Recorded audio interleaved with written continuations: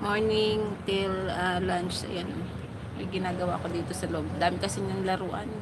Pag nilaro niya, grabe. Sa buong room. Isa-isahin mong ibalik. Dami pa naman.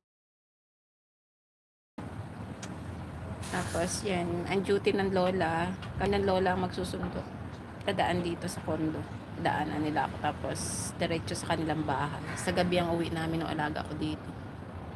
Duty ng lola is Tuesday, Wednesday, and Thursday. So, last day na duty ngayon.